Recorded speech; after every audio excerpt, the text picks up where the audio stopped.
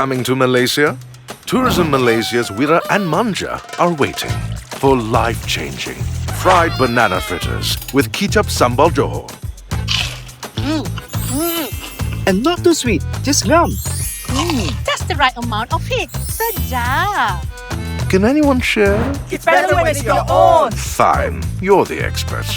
Let Grab guide you to Malaysia's 5-star eats, as rated by millions of everyday Malaysians. Isteri kepada Allahyarham Amirul Hafiz Omar mahu hukuman yang setimpal dikenakan ke atas pemandu mabuk yang menyebabkan kematian suaminya. Nur Nadia Abdul Majid, 32 tahun berkata sebagai isteri dia hanya mahu pembelaan terhadap apa yang menimpa suaminya. Dahulu ibu kepada 3 orang anak itu tiba di pekarangan mahkamah kira-kira pukul 9.18 pagi bagi mengikuti prosiding pertuduhan di Mahkamah Magistrate.